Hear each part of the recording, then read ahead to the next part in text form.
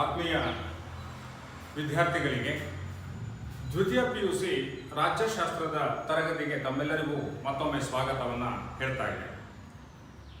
ವಿದ್ಯಾರ್ಥಿಗಳೇ, ಕಳೆದ ತರಗತಿಯಲ್ಲಿ ದೇಶೀಯ ಸಂಸ್ಥಾನಗಳ ಏಕೀಕರಣದ ಬಗ್ಗೆ ಕೆಲವೊಂದು ಮಾಹಿತಿಯನ್ನು ಅಧ್ಯಯನವನ್ನು ಮಾಡಿದೆ. ಇಲ್ಲಿ ದೇಶೀಯ ಸಂಸ್ಥಾನಗಳ ಏಕೀಕರಣ ಅಂತ ಹೇಳಿದ್ರೆ, ಬ್ರಿಟಿಷ್ ಇಂಡಿಯಾದಲ್ಲಿ ಬ್ರಿಟಿಷ್ ಪ್ರಾಂತ್ಯಗಳು ಮತ್ತು ದೇಶೀಯ ಸಂಸ್ಥಾನಗಳು ಎರಡೂ ಸಹ ಸೇರಿ ಬ್ರಿಟಿಷ್ ಇಂಡಿಯಾದ ಭೂಪ್ರದೇಶವಾಗಿದೆ. ಅಂದಿನ ಭಾರತ ಅಂತ ನಾವು ಅದನ್ನು ಕರೀಬಹುದು. ಬ್ರಿಟಿಷರಿಂದ ನೇರವಾಗಿ ಆಡಳಿತಕ್ಕೆ ಒಳಪಟ್ಟಂತಹ ಬ್ರಿಟಿಷ್ ಪ್ರಾಂತ್ಯಗಳೂ ಸಹ ಅಸ್ತಿತ್ವದಲ್ಲಿ ಇದ್ವು. ಅದರ ಜೊತೆಯಲ್ಲಿ ರಾಜರುಗಳಿಂದ ಆಡಳಿತವನ್ನು ನಡೆಸ್ತಕ್ಕಂತಹ ದೇಶೀಯ ಸಂಸ್ಥಾನಗಳು ಸಹ ಅಸ್ತಿತ್ವದಲ್ಲಿ ಇದ್ವು. ಆ ದೇಶೀಯ ಸಂಸ್ಥಾನಗಳ ಆಡಳಿತದಲ್ಲಿ ಆಂತರಿಕ ಆಡಳಿತವನ್ನ ಮಾತ್ರ ದೇಶೀಯ ಸಂಸ್ಥಾನಗಳ ಮುಖ್ಯಸ್ಥರು ನೋಡ್ಕೊಳ್ತಾ ಇದ್ರು. ಬಹುತೇಕ ಎಲ್ಲ ಅಧಿಕಾರಗಳನ್ನ ಚಲಾಯಿಸ್ತಕ್ಕಂಥವ್ರು ಯಾರಾಗಿದ್ರು ಅಂತ ಹೇಳಿದ್ರೆ, ಬ್ರಿಟಿಷರೇ ನೇರವಾಗಿ ದೇಶೀಯ ಸಂಸ್ಥಾನಗಳ ಮೇಲೆ ಆಡಳಿತವನ್ನ ನಡೆಸ್ತಾ ಇದ್ರು. ಇಂತಹ ವ್ಯವಸ್ಥೆ ಇದ್ದಂತಹ ಸಂದರ್ಭದಲ್ಲಿ ಬ್ರಿಟಿಷ್ ಸರ್ಕಾರ 1947ರ ಭಾರತ ಸ್ವತಂತ್ರ ಕಾಯ್ದೆಯ ಪ್ರಕಾರ ಅಧಿಕಾರ ಅಂತಕ್ಕಂಥದ್ದು ಭಾರತಕ್ಕೆ ನೀಡುವಂತಹ ಪ್ರಕ್ರಿಯೆ ಅಂತಕ್ಕಂಥದ್ದು ಪ್ರಾರಂಭ ಆಯಿತು. ಆ ಸಂದರ್ಭದಲ್ಲಿ ಅಂದಿನ ಭಾರತದಲ್ಲಿ ಇದ್ದಂತಹ ಸುಮಾರು 568 ಸಂಸ್ಥಾನಗಳು ಸ್ವತಂತ್ರ ಶಾಸನಾತ್ಮಕ ಸಂಸ್ಥಾನಗಳಾದವು. ಅಂದ್ರೆ ತಮ್ಮ ಅಧಿಕಾರವನ್ನ ಬ್ರಿಟಿಷರು ಬರುವುದಕ್ಕಿಂತ ಮುಂಚೆ ಯಾವ ರೀತಿಯ ಅಧಿಕಾರವನ್ನ ಹೊಂದಿದ್ರೋ ಆ ರೀತಿಯ ಸ್ವಂತ ಅಧಿಕಾರಗಳನ್ನ ದೇಶೀಯ ಸಂಸ್ಥಾನಗಳು ವಾಪಸನ್ನ ಪಡ್ಕೊಂಡು 1947ರ ಸ್ವತಂತ್ರ ಕಾಯ್ದೆಯಿಂದ ಸ್ವತಂತ್ರವಾದಂತಹ ದೇಶೀಯ ಸಂಸ್ಥಾನಗಳಿಗೆ 3 ಅವಕಾಶಗಳು ಲಭ್ಯ ಆಯಿತು. ಒಂದು, ಸ್ವತಂತ್ರವಾಗಿದ್ದಂತಹ ದೇಶೀಯ ಸಂಸ್ಥಾನಗಳು ಭಾರತದ ಒಕ್ಕೂಟಕ್ಕಾದರೂ ಸೇರಬಹುದು, ಅಥವಾ ಪಾಕಿಸ್ತಾನದ ಭೂಪ್ರದೇಶಕ್ಕೆ ಹತ್ತಿರವಾದಂತಹ ಅಥವಾ ಪಾಕಿಸ್ತಾನಕ್ಕೆ ಸೇರಲು ಇಷ್ಟವಿದ್ದಂತಹ ಸಂಸ್ಥಾನಗಳು ಪಾಕಿಸ್ತಾನದ ಭೂಪ್ರದೇಶಕ್ಕೆ ಸೇರ್ಕೊಳ್ಳಬಹುದು, ಅಥವಾ ಆ ಎರಡೂ ಅಂಶಗಳನ್ನು ಒಪ್ಪದೇ ಇರತಕ್ಕಂತಹ ಕೆಲವು ಸಂಸ್ಥಾನಗಳು ಸ್ವತಂತ್ರವಾಗಿ ಇರುವಂತಹ ಅಧಿಕಾರವನ್ನು ಸಹ ಹೊಂದಿದ್ದವು. ಹಾಗಾಗಿ ಸ್ವತಂತ್ರ ಪೂರ್ವದಲ್ಲಿಯೇ, ಅಂದ್ರೆ ಬ್ರಿಟಿಷರ ಪ್ಯಾರಾಮೌನ್ಸಿ, ಬ್ರಿಟಿಷರ ಅಧಿಕಾರ ಕೊನೆಗೊಂಡಂತಹ ಸಂದರ್ಭದಲ್ಲಿಯೇ ಸುಮಾರು ಭಾರತದಲ್ಲಿ ಇದ್ದಂತಹ 565 ದೇಶೀಯ ಸಂಸ್ಥಾನಗಳು ಭಾರತದ ಒಕ್ಕೂಟಕ್ಕೆ ಸೇರ್ಪಡೆಯಾಗಲಿಕ್ಕೆ ಇಷ್ಟಪಟ್ಟುಬಿಟ್ಟು ಇನ್ಸ್ಟ್ರುಮೆಂಟೇಷನ್ ಆಫ್ ಆಕ್ಸೇಷನ್ ಅನ್ನುವಂತಹ ಒಂದು ಒಪ್ಪಂದ ಪತ್ರಕ್ಕೆ ಸಹಿ ಹಾಕುವುದರ ಮೂಲಕ 565 ದೇಶೀಯ ಸಂಸ್ಥಾನಗಳು ಭಾರತದ ಭೂಪ್ರದೇಶಕ್ಕೆ, ಭಾರತದ ಒಕ್ಕೂಟಕ್ಕೆ ಯಾವುದೇ ರೀತಿಯ ಅಭ್ಯಂತರವಿಲ್ಲದೆ ಹಲವು ಸವಲತ್ತುಗಳನ್ನು ಪಡೆಯುವುದರ ಮೂಲಕ ಭಾರತದ ಒಕ್ಕೂಟಕ್ಕೆ ಸೇರ್ಪಡೆಗೊಂಡವು ಅಂತಕ್ಕಂಥ. ಇಂತಹ ಏಕೀಕರಣದ ಸಂದರ್ಭದಲ್ಲಿ 3 ಪ್ರಮುಖ ಸಂಸ್ಥಾನಗಳಾದಂತಹ ಜುನಾಗಢ ಅಂತಕ್ಕಂತಹ ಒಂದು ದೇಶೀಯ ಸಂಸ್ಥಾನ, ಹೈದರಾಬಾದ್ ಸಂಸ್ಥಾನ ಮತ್ತು ಜಮ್ಮು ಮತ್ತು ಕಾಶ್ಮೀರ ಸಂಸ್ಥಾನಗಳು ಯಾವುದೇ ಒಕ್ಕೂಟಕ್ಕೆ ನಾವು ಸೇರುವುದಿಲ್ಲ, ಭಾರತದ ಒಕ್ಕೂಟಕ್ಕೂ ಸೇರುವುದಿಲ್ಲ, ಅಥವಾ ಪಾಕಿಸ್ತಾನದ ಭೂಪ್ರದೇಶಕ್ಕೂ ಸಹ ನಾವು ಪಾಕಿಸ್ತಾನ ರಾಷ್ಟ್ರಕ್ಕೂ ಸಹ ಸೇರ್ಪಡೆಯಾಗುವುದಿಲ್ಲ. ನಮ್ಮ ಅಧಿಕಾರವನ್ನ ನಾವೇ ಸ್ವತಂತ್ರವಾಗಿ ಮಾಡಿಕೊಳ್ಳುತ್ತೇವೆ, ಸ್ವತಂತ್ರ ರಾಜ್ಯವಾಗಿ ಅಸ್ತಿತ್ವದಲ್ಲಿರ್ತೇವೆ ಎನ್ನುವಂತಹ ಘೋಷಣೆಯನ್ನ ಈ ಜುನಾಗಢ ಅಂತಕ್ಕಂತಹ ಹೈದರಾಬಾದ್ ಮತ್ತು ಕಾಶ್ಮೀರ ಸಂಸ್ಥಾನಗಳು ಘೋಷಣೆಯನ್ನ ಮಾಡಿ. ಇಂತಹ ದೇಶೀಯ ಸಂಸ್ಥಾನಗಳ ಏಕೀಕರಣ ಪ್ರಕ್ರಿಯೆ ಅಂತಕ್ಕಂಥದ್ದು ಅತ್ಯಂತ ಜಟಿಲವಾದಂತಹ ಪ್ರಕ್ರಿಯೆಯಾಗಿತ್ತು. ಅಂದ್ರೆ ಅತ್ಯಂತ ಜಟಿಲವಾಗಿರ್ತಕ್ಕಂತಹ ಪ್ರಕ್ರಿಯೆ ಅಂತ ಹೇಳಿದ್ರೆ, ದೇಶೀಯ ಸಂಸ್ಥಾನಗಳ ಮುಖ್ಯಸ್ಥರಾದಂತಹ ರಾಜರ ಮನಸ್ಸುಗಳನ್ನು ಒಲಿಸಬೇಕು, ಅದಕ್ಕೆ ಅಗತ್ಯವಾದಂತಹ ಚತುರತೆಯ ಅವಶ್ಯಕತೆ ಇತ್ತು, ಮತ್ತು ವಿದೇಶಾಂಗ ನೀತಿಯ ಬಗ್ಗೆ ಅರಿವು ಅಂತಕ್ಕಂಥದ್ದು ಇರಬೇಕಾಗಿತ್ತು. ಅದೆಲ್ಲವನ್ನ ಹೊಂದಿದಂತಹ ಅಂದಿನ ಇಂಡಿಯನ್ ಸ್ಟೇಟ್ ಡಿಪಾರ್ಟ್ಮೆಂಟಿನ ಮುಖ್ಯಸ್ಥರಾಗಿದ್ದಂತಹ ಅಧಿಕಾರವನ್ನು ಹೊಂದಿದ್ದಂತಹ ಸರ್ದಾರ್ ವಲ್ಲಭಾಯ್ ಪಟೇಲ್ ಅವರು ಈ ದೇಶಿ ಸಂಸ್ಥಾನಗಳ ಏಕೀಕರಣ ಪ್ರಕ್ರಿಯೆಯನ್ನ ಅತ್ಯಂತ ಯಶಸ್ವಿಯಾಗಿ ಪೂರೈಸಿದರು. ಅವರಿಗೆ ಸಹಾಯಕರಾಗಿ ಆ ಡಿಪಾರ್ಟ್ಮೆಂಟಿನ ಕಾರ್ಯದರ್ಶಿಯಾಗಿ ವಿ.ಕೆ. ಮೆನನ್ ಅವರು ಸಹ ಅವರಿಗೆ ಪ್ರಮುಖವಾದಂತಹ ಸಹಕಾರವನ್ನ ನೀಡಿದರು. ಸೊ ಹಾಗಾಗಿ ಸರ್ದಾರ್ ವಲ್ಲಭಾಯ್ ಪಟೇಲ್ ರವರನ್ನ ನಾವೇನಂತ ಕರಿತೀವಿ ಅಂತ ಹೇಳಿದ್ರೆ ಉಕ್ಕಿನ ಮನುಷ್ಯ ಅಂತೇಳಿ ಕರೀತಾರೆ. ಭಾರತದ ದೇಶೀಯ ಸಂಸ್ಥಾನಗಳ ಏಕೀಕರಣ ಅಥವಾ ಭಾರತ ಒಕ್ಕೂಟದ ರಚನೆಯಲ್ಲಿ ಸರ್ದಾರ್ ವಲ್ಲಭಾಯ್ ಪಟೇಲ್ ಅವರ ಪಾತ್ರ ಅತ್ಯಂತ ಬಹಳವಾದಂಥದ್ದು, ಹಿರಿಯರಾದಂಥದ್ದು. ಹಾಗಾಗಿ ಅವರನ್ನು ನಾವೇನಂತ ಗುರುತಿಸ್ತೇವೆ, ಉಕ್ಕಿನ ಮನುಷ್ಯ ಅಂತ ಹೇಳಿ ಕರೀತೇವೆ. ವಿದ್ಯಾರ್ಥಿಗಳೇ, ನಿಮಗೆಲ್ಲ ಗೊತ್ತಿದೆ 3 ಹಂತದ ಪ್ರಕ್ರಿಯೆಯ ಮೂಲಕ ದೇಶಿ ಸಂಸ್ಥಾನಗಳನ್ನು ಒಂದುಗೂಡಿಸುವಂತಹ ಪ್ರಕ್ರಿಯೆಯನ್ನು ಮಾಡಿದ್ರು. ಅದನ್ನು ನಾವೇನಂತ ಕರಿತೀವಿ ಅಂತ ಹೇಳಿದ್ರೆ ಪಟೇಲ್ ಸ್ಕೀಮ್ ಅಂತ ಕರೀತಾರೆ. ಸಣ್ಣ ರಾಜ್ಯಗಳನ್ನು ದೊಡ್ಡ ಪ್ರಾಂತ್ಯಗಳೊಂದಿಗೆ ಸೇರಿಸುವುದರ ಮೂಲಕ ರಾಜ್ಯಗಳನ್ನು ರಚನೆಯನ್ನು ಮಾಡ್ತಕ್ಕಂತಹ ಒಂದು ಹಂತ. ಸಣ್ಣ ಸಣ್ಣ ರಾಜ್ಯಗಳನ್ನು ಸೇರಿಸಿ ಒಂದು ದೊಡ್ಡ ರಾಜ್ಯವನ್ನ ರಚನೆಯನ್ನು ಮಾಡ್ತಕ್ಕಂತಹ ಎರಡನೇ ಹಂತ. ಸಣ್ಣ ಮತ್ತು ಹಿಂದುಳಿದಂತಹ ರಾಜ್ಯಗಳನ್ನ ಸಂಸ್ಥಾನಗಳನ್ನ ಸೇರಿಸಿ ಚೀಫ್ ಕಮಿಷನರ್ಗಳ ಪ್ರಾಂತ್ಯ ಅಥವಾ ಕೇಂದ್ರಾಡಳಿತ ಪ್ರದೇಶಗಳು ಅಂತ ಹೇಳಿ ರಚನೆಯನ್ನ ಮಾಡುವಂತಹ 3 ಹಂತದ ಏಕೀಕರಣ ಪ್ರಕ್ರಿಯೆಯನ್ನ ಮಾಡಲಾಯಿತು. ಆ ಪ್ರಕ್ರಿಯೆಗೆ ನಾವೇನಂತ ಕರಿತೀವಿ ಅಂತ ಹೇಳಿದ್ರೆ ಪಟೇಲ್ ಸ್ಕೀಮ್ ಅಂತ ಕರೀತಾರೆ. ಸೊ ಈ ದಿನದ ತರಗತಿಯಲ್ಲಿ 3 ಪ್ರಮುಖವಾಗಿರ್ತಕ್ಕಂತಹ ಸಂಸ್ಥಾನಗಳು ಇನ್ಸ್ಟ್ರುಮೆಂಟೇಷನ್ ಆಫ್ ಆಕ್ಸೇಷನ್ ಎನ್ನುವಂತಹ ಒಪ್ಪಂದ ಪತ್ರಕ್ಕೆ ಸಹಿ ಹಾಕದೆ ಸ್ವತಂತ್ರವಾದಂತಹ ರಾಜ್ಯಗಳನ್ನಾಗಿ ಆಡಳಿತವನ್ನು ನಡೆಸಿಕೊಳ್ತಕ್ಕಂತಹ ಇಚ್ಛೆಯನ್ನ ಪ್ರಕಟ ಮಾಡಿರುವ ಅವು ಯಾವುವು ಪ್ರಮುಖವಾದವುಗಳು ಅಂತ ಹೇಳಿದ್ರೆ ಜುನಾಗಢ ಅಂತಕ್ಕಂತಹ ಹೈದರಾಬಾದ್ ಮತ್ತು ಕಾಶ್ಮೀರ ಅಂತಕ್ಕಂತಹ ಪ್ರಾಂತ್ಯಗಳು. ಸೊ ವಿದ್ಯಾರ್ಥಿಗಳೇ, ಇಲ್ಲಿ ನಾವು ಮೊದಲನೇದಾಗಿ ಜುನಾಗಢ ಅಂತಕ್ಕಂತಹ ದೇಶೀಯ ಸಂಸ್ಥಾನ ಯಾವ ರೀತಿ ಭಾರತದ ಒಕ್ಕೂಟಕ್ಕೆ ನಂತರದ ದಿನಗಳಲ್ಲಿ ಸೇರ್ಪಡೆಯಾಯಿತು ಅನ್ನುವಂತಹ ಅಂಶವನ್ನು ನಾವು ಇಲ್ಲಿ ನೋಡೋಣ. ಪ್ರಮುಖವಾಗಿ ಇಲ್ಲಿ ಜುನಾಗಢ ರಾಜ್ಯದ ಪ್ರಜೆಗಳ ಇಚ್ಛೆಗೆ ವಿರುದ್ಧವಾಗಿ ಆ ರಾಜ್ಯದ ನವಾಬನಾದಂತಹ ಮೊಹಮ್ಮದ್ ಖಾನ್ ಅನ್ನುವಂತಹ ಒಬ್ಬ ನವಾಬ ಪಾಕಿಸ್ತಾನದೊಂದಿಗೆ ಸೇರ್ಪಡೆಯಾಗುವುದಾಗಿ ಘೋಷಣೆಯನ್ನ ಮಾಡುತ್ತಾನೆ.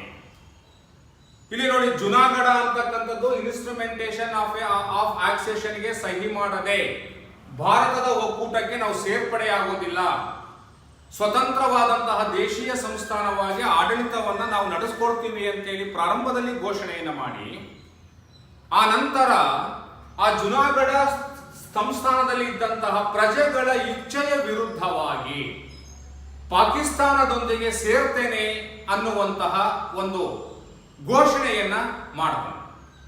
ಸೊ ಹಾಗಾಗಿ ಏನ್ ಮಾಡ್ತಾರೆ, ಆ ಸಂದರ್ಭದಲ್ಲಿ ಏನಾಗುತ್ತೆ ಅಂತ ಹೇಳಿದ್ರೆ ಜುನಾಗಢದಲ್ಲಿ ಇದ್ದಂತಹ ಪ್ರಜೆಗಳೆಲ್ಲರೂ ಸಹ ದಂಗೆ ಏಳುತ್ತಾರೆ.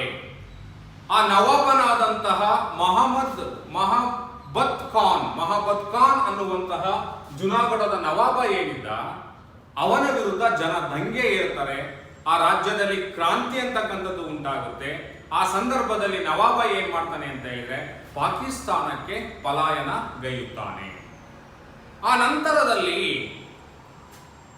ಪಟೇಲ್ ರವರು ಏನ್ ಮಾಡ್ತಾರೆ, ಆ ಜುನಾಗಢ ಸಂಸ್ಥಾನದಲ್ಲಿ ಪ್ರಜೆಗಳ ಅಭಿಪ್ರಾಯವನ್ನ ಕೇಳುವುದರ ಮೂಲಕ, ಮತವನ್ನ ಹಾಕಿಸುವುದರ ಮೂಲಕ, ಯಾವ ಭೂಪ್ರದೇಶಕ್ಕೆ ಸೇರ್ಲಿಕ್ಕೆ ಇಷ್ಟ ಇದೆ ಅನ್ನುವಂತಹ ಸಾರ್ವಜನಿಕ ಅಭಿಪ್ರಾಯವನ್ನ ಸಂಗ್ರಹವನ್ನ ಮಾಡಿ, ಸಾರ್ವಜನಿಕ ಅಭಿಪ್ರಾಯದ ಆಧಾರದ ಮೇಲೆ ಈ ಜುನಾಗಢ ಅಂತಕ್ಕಂಥ ಪ್ರದೇಶವನ್ನ ಭಾರತದ ಒಕ್ಕೂಟಕ್ಕೆ ಸೇರ್ಪಡೆಯನ್ನ ಮಾಡಲಾಯಿತು ಅಂತಕ್ಕಂಥದ್ದು.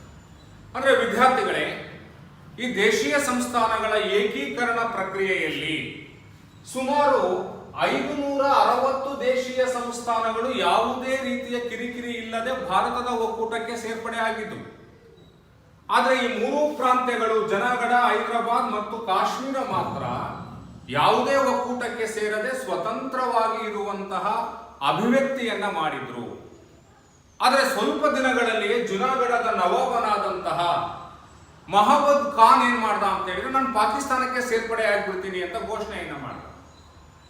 ಅದಕ್ಕೆ ವಿರುದ್ಧವಾಗಿ ಜನಗಳೆಲ್ಲರೂ ಸಹ ಭಾರತದ ಒಕ್ಕೂಟದಲ್ಲಿಯೇ ಇರಬೇಕು ಈ ಸಂಸ್ಥಾನ ಅಂತೇಳಿ ಹೋರಾಟವನ್ನು ಪ್ರಾರಂಭವನ್ನ ಮಾಡಿದರು.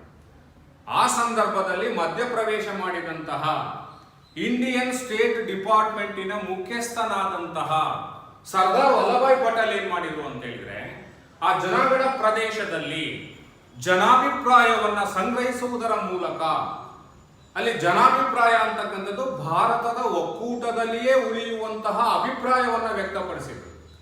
ಹಾಗಾಗಿ ಜುನಾಗಢ ಪ್ರದೇಶವನ್ನ ಭಾರತದ ಒಕ್ಕೂಟಕ್ಕೆ ತದನಂತರದಲ್ಲಿ ಸೇರ್ಪಡೆಯನ್ನ ಮಾಡಿಕೊಳ್ಳಲಾಯಿತು.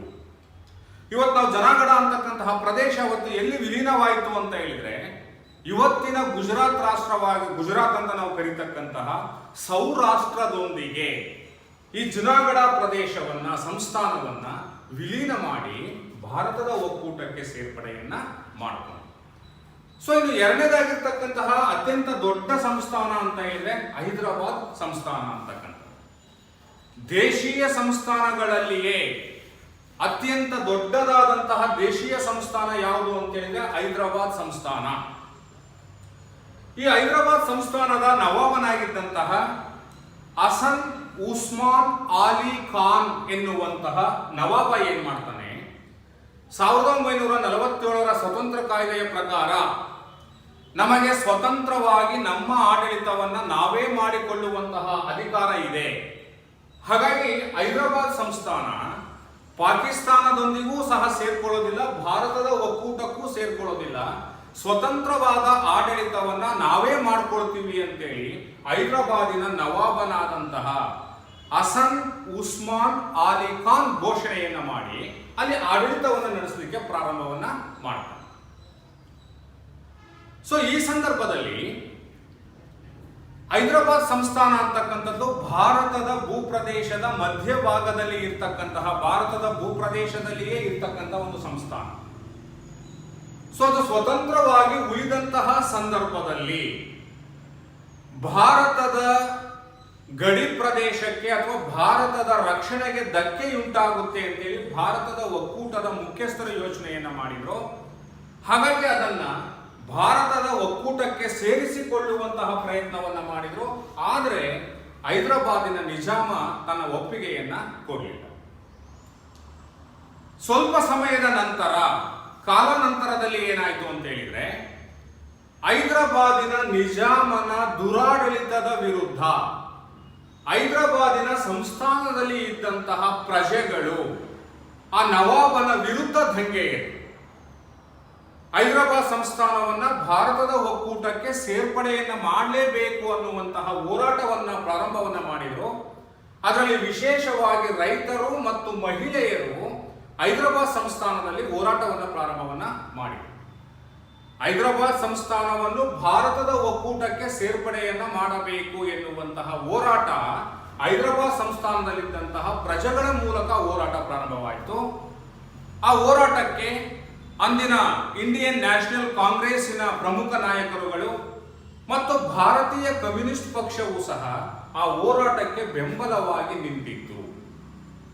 ಸೊ ಈ ರೀತಿ ಹೋರಾಟ ಪ್ರಾರಂಭ ಮಾಡಿದ ಸಂದರ್ಭದಲ್ಲಿ ಹೈದರಾಬಾದಿನ ನಿಜಾಮ ಏನ್ ಮಾಡ್ತಾನೆ ಅಂತ ಹೇಳಿದ್ರೆ, ತನ್ನ ಖಾಸಗಿ ಪಡೆಯಾದಂತಹ, ಪ್ಯಾರಾ ಮಿಲಿಟರಿ ಪಡೆಯಾದಂತಹ ರಜಾಕರೋ ಅನ್ನುವಂತಹ ಪ್ಯಾರಾ ಮಿಲಿಟರಿಯ ಮೂಲಕ, ಖಾಸಗಿ ಪಡೆಯ ಮೂಲಕ ಆ ಹೋರಾಟಗಾರರನ್ನ ಹತ್ತಿಕ್ಕುವಂತಹ ಪ್ರಯತ್ನವನ್ನ ಮಾಡ್ತಾನೆ. ಅವರ ಮೂಲಕ ಹೋರಾಟವನ್ನ ಮಾಡ್ತಕ್ಕಂತಹ ಅಥವಾ ಅನ್ಯ ಧರ್ಮೀಯರ ಮೇಲೆ, ಅಂದ್ರೆ ಹಿಂದೂಗಳ ಮೇಲೆ, ಹಿಂದೂ ಮಹಿಳೆಯರ ಮೇಲೆ ಅತ್ಯಾಚಾರವನ್ನ ಮಾಡ್ತಕ್ಕಂಥದ್ದು, ದರೋಡೆಗಳನ್ನ ಮಾಡ್ತಕ್ಕಂತಹ ಅತ್ಯಂತ ನಿಷ್ಕೃಷ್ಟವಾದಂತಹ ಒಂದು ದರೋಡೆಗಳನ್ನ, ಅತ್ಯಾಚಾರಗಳನ್ನ, ಕಾರ್ಯಗಳನ್ನ ಮಾಡಲಿಕ್ಕೆ ಹೈದರಾಬಾದಿನ ನಿಜಾಮ ರಜಾಕರ ಪಡೆಯ ಮೂಲಕ ಮಾಡಿಸ್ಲಿಕ್ಕೆ ಪ್ರಾರಂಭವನ್ನ ಮಾಡ್ತಾನೆ. ಈ ಸಂದರ್ಭದಲ್ಲಿ ಮಧ್ಯಪ್ರವೇಶಿಸಿದಂತಹ ಭಾರತ ಸರ್ಕಾರ ತನ್ನ ಮಿಲಿಟರಿ ಪಡೆಯನ್ನ ಹೈದರಾಬಾದಿಗೆ ಕಳುಹಿಸುವುದರ ಮೂಲಕ ಹೈದರಾಬಾದಿನ ನಿಜಾಮನನ್ನ ಸೋಲಿಸಿ ಆ ಹೈದರಾಬಾದ್ ಸಂಸ್ಥಾನವನ್ನ ಭಾರತದ ಒಕ್ಕೂಟಕ್ಕೆ ಸೇರ್ಪಡೆ ಮಾಡಿಕೊಳ್ಳಲಾಯಿತು. ಕಾಲಾನಂತರದಲ್ಲಿ ಹೈದರಾಬಾದಿನ ನಿಜಾಮ ಅಂತಕ್ಕಂಥವನು ಪಾಕಿಸ್ತಾನಕ್ಕೆ ಹೋಗ್ತಾನೆ, ಅಲ್ಲೇ ನೆಲೆಸಿ ಅಲ್ಲೇ ಮರಣವನ್ನು ಹೊಂದುತ್ತಾನೆ ಎನ್ನುವಂತಹ ಇತಿಹಾಸವನ್ನು ನಾವು ನೋಡಬಹುದು. ಸೊ ಹೀಗೆ ಹೈದರಾಬಾದ್ ಸಂಸ್ಥಾನ ಅಂತಕ್ಕಂಥದ್ದನ್ನು ಸಹ ಕಾಲಾನಂತರದಲ್ಲಿ ಕೆಲವು ದಿನಗಳಲ್ಲಿಯೇ ಭಾರತದ ಒಕ್ಕೂಟಕ್ಕೆ ಸೇರ್ಪಡೆ ಮಾಡಿಕೊಳ್ಳಲಾಯಿತು. ಸೊ ವಿದ್ಯಾರ್ಥಿಗಳೇ, ಇಲ್ಲಿ ಆಪರೇಷನ್ ಪೋಲೋ ಅಂತ ಹೇಳಿ ಕರೀತಾರೆ. ಹೈದರಾಬಾದ್ ಸಂಸ್ಥಾನವನ್ನು ಭಾರತದ ಒಕ್ಕೂಟಕ್ಕೆ ಸೇರಿಸಲು ನಡೆಸಿದ ಮಿಲಿಟರಿ ಕಾರ್ಯಾಚರಣೆ ಅಥವಾ ಪೊಲೀಸ್ ಕಾರ್ಯಾಚರಣೆಗೆ ಒಂದು ಹೆಸರನ್ನ ಕೊಟ್ಕೊಂಡಿದ್ರು. ಅದಕ್ಕೆ ಏನಂತ ಕರೀತಾರೆ ಅಂತ ಹೇಳಿದ್ರೆ ಆಪರೇಷನ್ ಪೋಲೋ ಅಂತ. ವಿದ್ಯಾರ್ಥಿಗಳೇ, ಈ ಆಪರೇಷನ್ ಪೋಲೋ ಎಂದರೇನು ಅಂತಕ್ಕಂಥದ್ದನ್ನ 1 ಅಥವಾ 2 ಅಂಕಗಳಿಗೆ ನಿಮ್ಮ ವಾರ್ಷಿಕ ಪರೀಕ್ಷೆಯಲ್ಲಿ ಬಹಳಷ್ಟು ಸಂದರ್ಭದಲ್ಲಿ ಕೇಳಿದ್ದಾರೆ. ಏನು ಆಪರೇಷನ್ ಪೋಲೋ ಅಂತಂದ್ರೆ ಏನು ಅಂತ ಹೇಳಿದ್ರೆ, ಹೈದರಾಬಾದ್ ಸಂಸ್ಥಾನದ ನಿಜಾಮನನ್ನ ಮಿಲಿಟರಿ ಸಹಾಯದ ಮೂಲಕ ಸೋಲಿಸುವುದರ ಮೂಲಕ ಹೈದರಾಬಾದ್ ಸಂಸ್ಥಾನವನ್ನು ಭಾರತೀಯ ಒಕ್ಕೂಟಕ್ಕೆ ಸೇರಿಸಿಕೊಳ್ಳುವಂತಹ ಒಂದು ಪೊಲೀಸ್ ಕಾರ್ಯಾಚರಣೆಯನ್ನ ಏನಂತ ಕರೀತೇವೆ, ಆಪರೇಷನ್ ಪೋಲೋ ಅಂತ ಕರೀತಾರೆ. ಸೊ ಹೀಗೆ ಆಪರೇಷನ್ ಪೋಲೋ ಮಾಡುವುದರ ಮೂಲಕ ಹೈದರಾಬಾದ್ ನಿಜಾಮನನ್ನ ಸೋಲಿಸಿ ಆ ಹೈದರಾಬಾದ್ ಸಂಸ್ಥಾನವನ್ನ ಭಾರತದ ಒಕ್ಕೂಟಕ್ಕೆ ಸೇರ್ಪಡೆ ಮಾಡಿಕೊಳ್ಳಲಾಯಿತು. ಆ ಹೈದರಾಬಾದ್ ಸಂಸ್ಥಾನವನ್ನ ಸ್ವತಂತ್ರವಾಗಿ ಉಳಿಯಲೇ ಬಿಟ್ಟಿದ್ದರೆ ಭಾರತದ ರಕ್ಷಣೆಗೆ, ಭಾರತದ ಗಡಿ ಪ್ರದೇಶಗಳ ರಕ್ಷಣೆಯನ್ನ ಮಾಡ್ಕೊಳ್ಳಿಕ್ಕೆ ಬೇರೆ ಬೇರೆ ರೀತಿಯ ಸಮಸ್ಯೆಗಳು ಉದ್ಭವ ಆಗ್ತಾ ಇತ್ತು. ಹಾಗಾಗಿ ಹೈದರಾಬಾದ್ ಸಂಸ್ಥಾನ ಭಾರತದ ಒಕ್ಕೂಟಕ್ಕೆ ಸೇರ್ತಕ್ಕಂಥದ್ದು ಅನಿವಾರ್ಯವಾಗಿತ್ತು. ಆದ್ರೆ ಹೈದರಾಬಾದಿನ ನಿಜಾಮ ಒಪ್ಕೊಳ್ಳಿಲ್ಲ. ಅವನು ದುರಾಡಳಿತವನ್ನ ಮಾಡ್ತಾ ಇದ್ದ. ಜನರ ವಿರುದ್ಧ ಅತ್ಯಾಚಾರ, ದರೋಡೆಗಳನ್ನ ತನ್ನ ರಜಾಕರ ಪಡೆಯ ಮೂಲಕ ಮಾಡ್ದ. ಇದರಿಂದ ಬೇಸತ್ತ ಜನ ದಂಗೆ ಎದ್ದಿದ್ರು. ಅವರನ್ನ ರಕ್ಷಣೆ ಮಾಡ್ಲಿಕ್ಕೋಸ್ಕರ ಭಾರತ ಸರ್ಕಾರ ಮಿಲಿಟರಿಯನ್ನ ಕಳಿಸ್ತು. ಆ ಮಿಲಿಟರಿ ಕಾರ್ಯಾಚರಣೆ, ಪೊಲೀಸ್ ಕಾರ್ಯಾಚರಣೆಯ ಮೂಲಕ ಹೈದರಾಬಾದಿನ ನಿಜಾಮನಾಗಿದ್ದಂತಹ ಉಸ್ಮಾನ್ ಆಲಿ ಖಾನ್ ರವರನ್ನ ಅವರು ಭಾರತದ ಮಿಲಿಟರಿಯ ಮುಂದೆ ಶರಣಾಗತರಾಗ್ತಾರೆ. ಹಾಗಾಗಿ ಆ ಹೈದರಾಬಾದ್ ಸಂಸ್ಥಾನ ಅಂತಕ್ಕಂಥದ್ದು ಭಾರತದ ಒಕ್ಕೂಟಕ್ಕೆ ಸೇರ್ಪಡೆ ಆಯಿತು. ಸೊ ಅದೇ ರೀತಿಯಾಗಿ ಮತ್ತೊಂದು ಪ್ರಮುಖವಾಗಿರ್ತಕ್ಕಂತಹ ಸಂಸ್ಥಾನ ಯಾವುದು ಅಂತ ಹೇಳಿದ್ರೆ ಕಾಶ್ಮೀರ. ಪ್ರಾರಂಭದಲ್ಲಿ ಕಾಶ್ಮೀರ ಅಂತಕ್ಕಂತಹ ಒಂದು ಸಂಸ್ಥಾನವೂ ಸಹ ಭಾರತದ ಒಕ್ಕೂಟಕ್ಕೆ ಸೇರ್ಲಿಕ್ಕೆ ಇಷ್ಟಪಟ್ಟಿರಲಿಲ್ಲ, ಪಾಕಿಸ್ತಾನಕ್ಕೂ ಸಹ ಸೇರ್ಲಿಕ್ಕೆ ಇಷ್ಟಪಟ್ಟಿರಲಿಲ್ಲ. ಸ್ವತಂತ್ರವಾಗಿ ಉಳಿದು ತಮ್ಮ ಆಡಳಿತವನ್ನ ತಾವೇ ಮಾಡ್ಕೊಳ್ತೀವಿ ಅಂತೇಳಿ ಕಾಶ್ಮೀರದ ರಾಜನಾಗಿದ್ದಂತಹ ಹರಿ ಸಿಂಗ್ ಅವರು ಘೋಷಣೆಯನ್ನ ಮಾಡಿದ್ದರು. 1947ರ ಭಾರತ ಸ್ವತಂತ್ರ ಕಾಯ್ದೆಯಲ್ಲಿ ಅವರಿಗೆ ಅವಕಾಶ ಇತ್ತು. ಒಂದು ಪಾಕಿಸ್ತಾನಕ್ಕೆ ಸೇರ್ಬೇಕು, ಇಲ್ಲ ಭಾರತಕ್ಕೆ ಸೇರ್ಬೇಕು, ಇಲ್ಲ ಅಂತ ಹೇಳಿದ್ರೆ ತಮ್ಮ ಸಂಸ್ಥಾನವನ್ನ ತಾವೇ ಆಡಳಿತವನ್ನ ಮಾಡಿಕೊಳ್ಳುವಂತಹ ಅವಕಾಶವನ್ನ 47ರ ಕಾಯ್ದೆ ಇವರಿಗೆ ಕೊಟ್ಟಿತ್ತು, ದೇಶೀಯ ಸಂಸ್ಥಾನಗಳ ಮುಖ್ಯಸ್ಥರಿಗೆ ಕೊಟ್ಟಿತ್ತು. ಹಾಗಾಗಿ ಕಾಶ್ಮೀರದ ರಾಜನಾದಂತಹ ಹರಿಸಿಂಗ್ ಏನ್ ಹೇಳ್ತಾನೆ, ನಾನು ಭಾರತದ ಭೂಪ್ರದೇಶಕ್ಕೂ, ಭಾರತದ ಒಕ್ಕೂಟಕ್ಕೂ ಸೇರೋದಿಲ್ಲ, ಪಾಕಿಸ್ತಾನಕ್ಕೂ ಸಹ ಸೇರೋದಿಲ್ಲ, ಸ್ವತಂತ್ರವಾಗಿ ಉಳಿದು ತಮ್ಮ ಆಡಳಿತವನ್ನ, ಅಂದ್ರೆ ಕಾಶ್ಮೀರದ ಆಡಳಿತವನ್ನ ನಾವೇ ನಡೆಸ್ಕೊಂಡು ಹೋಗ್ತೀವಿ, ಪ್ರತ್ಯೇಕ ರಾಜ್ಯವಾಗಿರ್ತೇವೆ ಅಂತೇಳಿ ಘೋಷಣೆಯನ್ನ ಮಾಡಿ. ಇಲ್ಲಿ ವಿಶೇಷ ಅಂತ ಹೇಳಿದ್ರೆ ಕಾಶ್ಮೀರದಲ್ಲಿ ಮುಸ್ಲಿಂ ಜನಸಂಖ್ಯೆ ಹೆಚ್ಚಿದ್ದರೂ ಸಹ ಈ ಹರಿಸಿಂಗ್ ಅಂತಕ್ಕಂಥವನು ಯಾರು ಅಂತ ಹೇಳಿದ್ರೆ ಹಿಂದೂ ರಾಜನಾಗಿದ್ದ ಅಂತಕ್ಕಂತಹ ವಿಶೇಷ ಅಂಶವನ್ನು ನಾವು ಅಲ್ಲಿ ಗುರುತಿಸಬೇಕಾಗ್ತದೆ. ಸೊ ಹೀಗೆ ರಾಜ ಹರಿಸಿಂಗ್ ಅಂತಕ್ಕಂಥವರು ಕಾಶ್ಮೀರವನ್ನ ಸ್ವತಂತ್ರವಾಗಿ ಆಡಳಿತವನ್ನು ನಡೆಸಲಿಕ್ಕೆ ಪ್ರಾರಂಭವನ್ನ ಮಾಡ್ಕೊಂಡಿದ್ರು.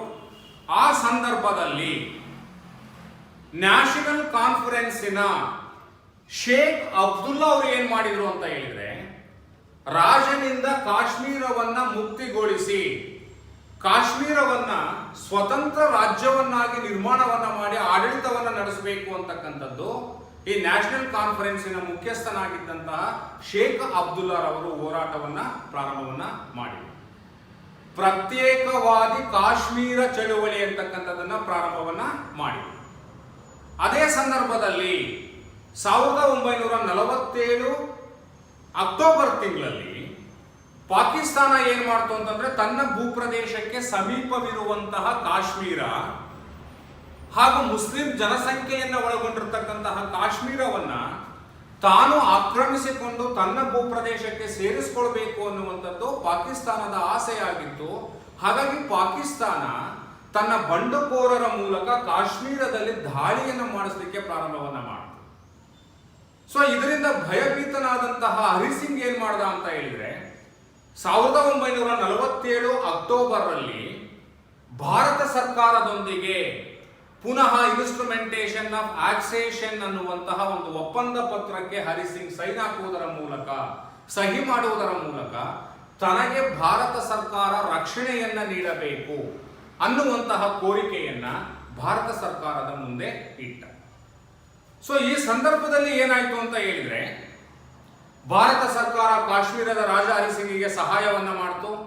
ಬಂಡುಕೋರರನ್ನ ಹೊಡೆದು ಕಳಿಸಿದ್ರು ಭಾರತದ ಮಿಲಿಟರಿ ಪಡೆ ಅಂತಕ್ಕಂಥದ್ದು. ಆ ನಂತರ ಹರಿಸಿಂಗು ಭಾರತ ಸರ್ಕಾರದೊಂದಿಗೆ ಒಪ್ಪಂದಕ್ಕೆ ಸಹಿ ಹಾಕುವುದರ ಮೂಲಕ ಕಾಶ್ಮೀರ ರಾಜ್ಯವನ್ನ ಭಾರತದ ಒಕ್ಕೂಟಕ್ಕೆ ಸೇರ್ಪಡೆಯನ್ನ ಮಾಡ. ಅದನ್ನು ಸಹ ಅಲ್ಲಿನ ಬಹುಸಂಖ್ಯಾತ ಮುಸ್ಲಿಮರು ಈ ಒಂದು ಒಕ್ಕೂಟದ ಸೇರ್ಪಡೆಯನ್ನ ಒಪ್ಪಿರಲಿಲ್ಲ. ಹಾಗಾಗಿ ಕಾಶ್ಮೀರ ಅಂತಕ್ಕಂಥದ್ದು ಒಂದು ವಿವಾದಗ್ರಸ್ತ ರಾಜ್ಯವಾಯಿತು ಅಂತಕ್ಕಂಥದ್ದು. ಅಂದ್ರೆ ಒಂದು ಕಾಶ್ಮೀರ ಅಂತಕ್ಕಂಥದ್ದು ವಿವಾದಗ್ರಸ್ತ ರಾಜ್ಯ ಯಾಕಾಯಿತು ಅಂತ ಹೇಳಿದ್ರೆ, ಅಲ್ಲಿ ಆ ಸಂವಿಧಾನದ 370ನೇ ವಿಧಿಯ ಮೂಲಕ ಕಾಶ್ಮೀರದಲ್ಲಿ ವಿಶೇಷವಾಗಿರ್ತಕ್ಕಂಥ ಸ್ಥಾನಮಾನ ಮತ್ತು ಕಾಶ್ಮೀರಕ್ಕೆ ತನ್ನದೇ ಆಗಿರ್ತಕ್ಕಂತಹ ಸಂವಿಧಾನವನ್ನ ರಚನೆಯನ್ನ ಮಾಡಿಕೊಡ್ತಕ್ಕಂತಹ ಅವಕಾಶ ಲಭ್ಯ ಆಯಿತು. ಹಾಗಾಗಿ ಅದೊಂದು ವಿಶೇಷವಾದಂತಹ ರಾಜ್ಯ ಅಂತ ಪರಿಗಣಿಸಿದ್ವಿ. ಹಾಗಾಗಿ ಅಲ್ಲಿ ಕಾಶ್ಮೀರ ಅಂತಕ್ಕಂಥದ್ದು ಒಂದು ವಿವಾದಗ್ರಸ್ತವಾದಂತಹ ರಾಜ್ಯ ಅಂತೇಳಿ ನಾವು ನೋಡ್ತೇವೆ. ಸೊ ಈ ವಿವಾದವನ್ನು ಬಗೆಹರಿಸುವಂತಹ ನಿಟ್ಟಿನಲ್ಲಿ ವಿಶ್ವಸಂಸ್ಥೆ ಮಧ್ಯಪ್ರವೇಶವನ್ನ ಮಾಡಿ 1950 ಏಪ್ರಿಲ್ ಅಲ್ಲಿ ಸರ್ ಡಿಕ್ಸನ್ ಎನ್ನುವಂತಹ ಒಬ್ಬ ರಾಯಭಾರಿಯನ್ನ ಅಥವಾ ಈ ಒಂದು ವಿವಾದವನ್ನ ಬಗೆಹರಿಸಲಿಕ್ಕೆ ವಿಶ್ವಸಂಸ್ಥೆ ಒಬ್ಬ ಮಧ್ಯವರ್ತಿಗಾರರನ್ನ ಕಳಿಸ್ಕೊಡ್ತದೆ. ಹಾಗೆಯೇ ಕಾಶ್ಮೀರ ವಿವಾದವನ್ನ ವಿಶ್ವಸಂಸ್ಥೆಯ ಭದ್ರತಾ ಮಂಡಳಿಯು ಸಹ ನೋಡ್ಕೊಳ್ತಾ ಇದೆ ಅಂತಕ್ಕಂಥದ್ದು. ಸೊ ಹೀಗೆ ಕಾಶ್ಮೀರ ಅಂತಕ್ಕಂಥದ್ದು ಸಹ ಭಾರತದ ಒಕ್ಕೂಟಕ್ಕೆ ಸೇರ್ಪಡೆಯಾದರೂ ಸಹ 1947 ಅಕ್ಟೋಬರ್ ಅಲ್ಲಿ ಸೇರ್ಪಡೆಯಾದರೂ ಸಹ ಅದು ಒಂದು ಪ್ರತ್ಯೇಕವಾದಂತಹ ರಾಜ್ಯ, 370ನೇ ವಿಧಿಯ ಪ್ರಕಾರ ಪ್ರತ್ಯೇಕ ರಾಜ್ಯವೇ ಅಂತೇಳಿ ಅನಿಸ್ಕೊಂಡು ಅಲ್ಲಿ ವಿಶೇಷ ಸವಲತ್ತುಗಳನ್ನ ಸಂವಿಧಾನಾತ್ಮಕವಾಗಿ ವಿಶೇಷ ಸವಲತ್ತುಗಳನ್ನ 370ನೇ ವಿಧಿಯ ಪ್ರಕಾರ ನೀಡಲಾಗಿತ್ತು. ಆದ್ರೆ ವಿದ್ಯಾರ್ಥಿಗಳೇ, ಪ್ರಸ್ತುತ ದಿನಗಳಲ್ಲಿ ನಾವು ನೋಡ್ತಾ ಇದ್ದೇವೆ, ಆಗಸ್ಟ್ 5, 2019ರಲ್ಲಿ ಈಗಿನ ಕೇಂದ್ರ ಸರ್ಕಾರ ಏನ್ ಮಾಡ್ತು ಅಂತ ಹೇಳಿದ್ರೆ, ನರೇಂದ್ರ ಮೋದಿ ಅವರ ಕೇಂದ್ರ ಸರ್ಕಾರ, NDA ಕೇಂದ್ರ ಸರ್ಕಾರ ಏನ್ ಮಾಡ್ತು ಅಂತ ಹೇಳಿದ್ರೆ, ಆ ಸಂವಿಧಾನಾತ್ಮಕವಾಗಿ ಕಾಶ್ಮೀರ ರಾಜ್ಯಕ್ಕೆ ನೀಡಲಾಗಿದ್ದಂತಹ 370ನೇ ವಿಧಿ ಏನಿದೆಯಲ್ಲ ಆ ವಿಧಿಯನ್ನ ರದ್ದು ಮಾಡಿದೆ. ಹಾಗಾಗಿ ಇವತ್ತು ಕಾಶ್ಮೀರ ಅಂತಕ್ಕಂಥದ್ದು ಸಹ ಭಾರತದ ಎಲ್ಲ ರಾಜ್ಯಗಳಂತೆ ಅದು ಸಹ ಒಂದು ರಾಜ್ಯವಾಗಿದೆ. ಆದ್ರೂ ಸಹ ಅಲ್ಲಿ ಕಾಶ್ಮೀರದ ವಿವಾದಗಳಿವೆ, ಅದನ್ನ ಕೇಂದ್ರ ಸರ್ಕಾರ ಯಶಸ್ವಿಯಾಗಿ ಬಗೆಹರಿಸ್ತಕ್ಕಂಥದ್ದನ್ನು ನಾವು ಕಾಣಲಿಕ್ಕೆ ಸಾಧ್ಯ ಇದೆ. ಸೊ ಹೀಗೆ ವಿದ್ಯಾರ್ಥಿಗಳೇ, ದೇಶೀಯ ಸಂಸ್ಥಾನಗಳ ಏಕೀಕರಣ ಪ್ರಕ್ರಿಯೆಯಲ್ಲಿ 565 ದೇಶೀಯ ಸಂಸ್ಥಾನಗಳು ಸ್ವತಂತ್ರ ಪೂರ್ವದಲ್ಲಿಯೇ ಒಕ್ಕೂಟವನ್ನ ಸೇರಿದ್ದರೂ ಸಹ ಉಳಿದ 3 ರಾಜ್ಯಗಳನ್ನು, 3 ದೇಶೀಯ ಸಂಸ್ಥಾನಗಳನ್ನು, ಜುನಾಗಢ, ಹೈದರಾಬಾದ್ ಮತ್ತು ಕಾಶ್ಮೀರ, ಈ 3 ರಾಜ್ಯಗಳನ್ನು ಸಹ ಕಾಲಾನಂತರದಲ್ಲಿ ಭಾರತದ ಒಕ್ಕೂಟಕ್ಕೆ ಸೇರಿಸಿಕೊಳ್ಳಲಾಯಿತು. ಸೊ ಹೀಗೆ ಸ್ವತಂತ್ರ ನಂತರದಲ್ಲಿ ದೇಶೀಯ ಸಂಸ್ಥಾನಗಳ ಏಕೀಕರಣ ಅಂತಕ್ಕಂತಹದನ್ನ ನಾವು ಕಾಣಲಿಕ್ಕೆ ಸಾಧ್ಯ ಇದೆ. ವಿದ್ಯಾರ್ಥಿಗಳೇ, ಈ ಒಂದು ಘಟಕದಲ್ಲಿ ದೇಶೀಯ ಸಂಸ್ಥಾನಗಳ ಏಕೀಕರಣ ಎನ್ನುವಂತಹ ಒಂದು ಘಟಕ ನಿಮ್ಮ ವಾರ್ಷಿಕ ಪರೀಕ್ಷೆಗೆ ಅತ್ಯಂತ ಪ್ರಮುಖವಾಗಿರ್ತಕ್ಕಂತಹ ಪ್ರಶ್ನೆಯನ್ನ ಕೇಳುವಂತಹ ಘಟಕವಾಗಿದೆ. ಇದರಲ್ಲಿ ಕನಿಷ್ಠ ನಿಮಗೆ 8 ಅಂಕಗಳ ಪ್ರಶ್ನೆಗಳನ್ನ ಕೇಳುವಂತಹ ಸಾಧ್ಯತೆ ಇದೆ. 5 ಅಂಕದ ಒಂದು ಪ್ರಶ್ನೆ ಅಂತ ಹೇಳಿದ್ರೆ ದೇಶೀಯ ಸಂಸ್ಥಾನಗಳ ಏಕೀಕರಣವನ್ನ ಕುರಿತು ಬರೆಯಿರಿ ಅಂತೇಳಿ 5 ಮಾರ್ಕ್ಸಿನ 5 ಅಂಕದ ಪ್ರಶ್ನೆಯನ್ನ ಕೇಳುವ ಸಾಧ್ಯತೆ ಇರ್ತದೆ. ಒಂದು 2 ಅಂಕದ ಪ್ರಶ್ನೆ, ಮತ್ತೊಂದು 1 ಅಂಕದ ಪ್ರಶ್ನೆ. ಒಟ್ಟು 8 ಅಂಕಗಳನ್ನ ಈ ಒಂದು ಘಟಕದಲ್ಲಿ ದೇಶೀಯ ಸಂಸ್ಥಾನಗಳ ಏಕೀಕರಣದಲ್ಲಿಯೇ 8 ಅಂಕಗಳನ್ನ ಕೇಳುವ ಸಾಧ್ಯತೆ ಅಂತಕ್ಕಂಥದ್ದು ಹೆಚ್ಚಿದೆ.